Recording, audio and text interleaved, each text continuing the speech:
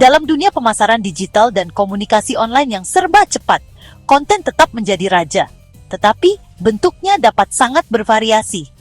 Salah satu dilema paling umum yang dihadapi pembuat konten, pemasar, dan pemilik bisnis saat ini adalah apakah akan berfokus pada konten video atau tetap menggunakan format berbasis teks. Keduanya menawarkan manfaat yang unik, dan keduanya melayani perilaku pengguna yang berbeda. Pilihan yang tepat seringkali bergantung pada audiens, sasaran, dan platform kita. Tetapi memahami kekuatan dan kelemahan masing-masing dapat membantu kita memutuskan jenis mana yang akan diprioritaskan. Meningkatnya popularitas video. Konten video telah meroket popularitasnya selama dekade terakhir. Sebagian besar berkat munculnya platform seperti YouTube, TikTok, Instagram Reels, dan bahkan fitur video bawaan LinkedIn. Orang-orang kini mengonsumsi video lebih banyak daripada sebelumnya karena video lebih menarik secara visual, menggugah emosi, dan seringkali lebih mudah dicerna daripada membaca artikel. Video dapat menghadirkan unsur manusiawi pada pesan kita. Ekspresi wajah, nada suara, dan gerakan semuanya berkontribusi pada rasa keterhubungan yang lebih dalam. Untuk demo produk, tutorial, penceritaan, atau kesadaran merek, video sangatlah ampuh. Video menarik perhatian dengan cepat, terutama di perangkat seluler, dan dapat dikonsumsi secara pasif sehingga ideal untuk audiens yang sibuk. Kekuatan konten teks. Namun, konten teks masih memiliki nilai yang sangat besar. Artikel tertulis, posting blog, buletin, white paper, dan panduan sangat penting untuk SEO dan pendalaman pemahaman. Ketika orang membutuhkan informasi yang terperinci dan mendalam, mereka seringkali beralih ke teks. Lebih mudah untuk memindai, menandai, dan membukanya kembali, terutama untuk konten teknis atau materi referensi. Selain itu, teks lebih mudah diakses dalam banyak situasi. Membaca dapat dilakukan tanpa suara dan tanpa headphone. Lebih mudah untuk mengutip, menyalin, dan menelusuri konten tertulis. Dan ketika dioptimalkan dengan benar, konten teks berkinerja sangat baik dalam peringkat mesin pencari, yang membuatnya sangat penting untuk pertumbuhan organik. Memahami preferensi audiens kita. Salah satu faktor terpenting dalam memutuskan antara video dan teks adalah audiens kita. Demografi yang berbeda memiliki preferensi konten yang berbeda. Audiens yang lebih muda, khususnya Gen Z dan milenial, seringkali lebih menyukai format berbasis video, terutama konten berdurasi pendek. Profesional, akademisi, atau peneliti mungkin lebih condong ke format berbasis teks untuk kedalaman dan kejelasan. Geografi dan bahasa juga berperan. Di beberapa wilayah, data seluler mahal, kecepatan internet lebih lambat, membuat konten video lebih sulit diakses. Sebaliknya, karena teks dimuat dengan cepat, sehingga akan menghemat penggunaan bandwidth. Kita juga perlu bertanya, bagaimana audiens kita lebih suka mengonsumsi informasi? Di mana mereka menghabiskan waktu? YouTube atau blog? Apa mereka menginginkan ringkasan cepat atau pembahasan mendalam? SEO dan kemudahan ditemukan. Konten teks cenderung berkinerja lebih baik dalam peringkat mesin pencari. Meskipun mesin pencari semakin baik dalam mengindeks video, terutama jika dipasangkan dengan transkrip, tag, dan deskripsi, namun tulisan masih mendominasi dalam hal kemudahan ditemukan dalam pencarian.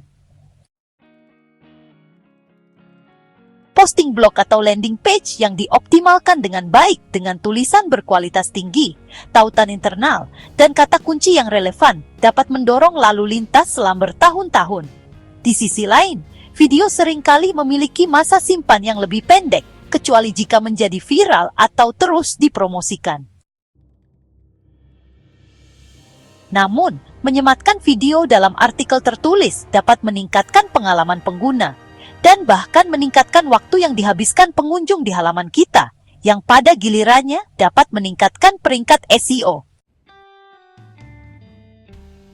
Waktu dan biaya produksi. Konten teks biasanya lebih cepat dan murah untuk diproduksi. Dengan keterampilan menulis dasar dan pesan yang jelas, kita dapat menghasilkan posting blog, teks media sosial, atau buletin email yang efektif dengan sumber daya yang minimal.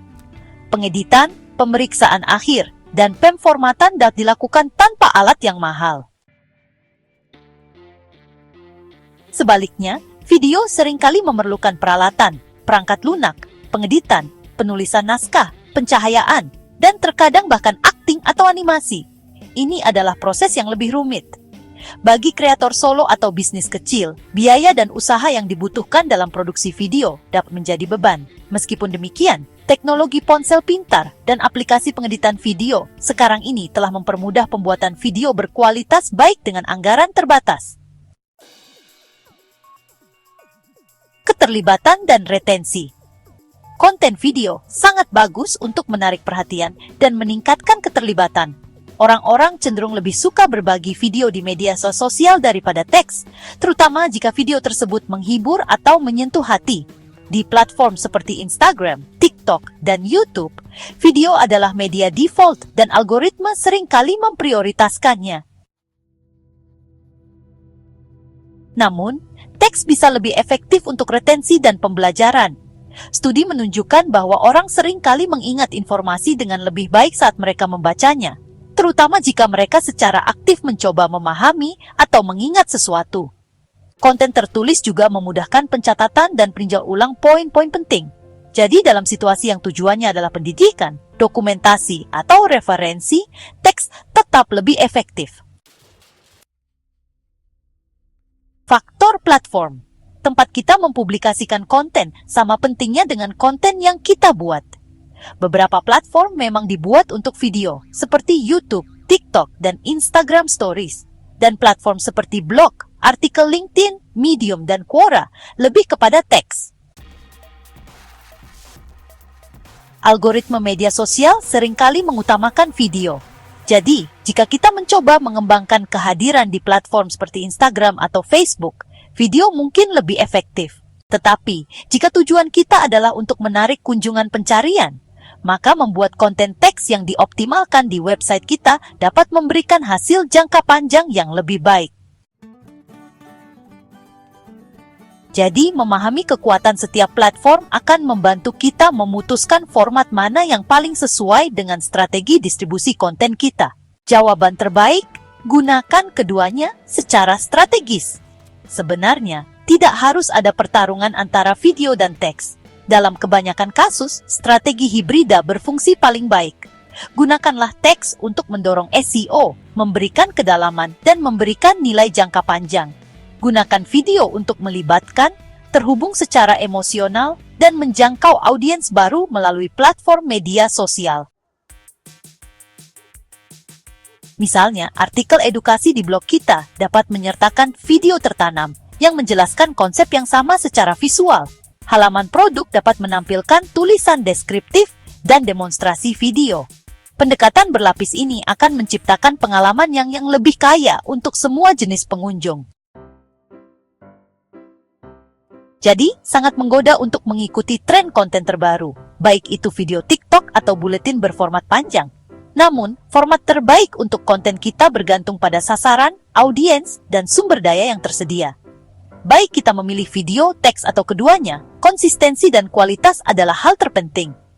Saat kita menyampaikan konten yang jelas, bernilai, dan menarik, apapun formatnya, audiens kita pasti akan merespons.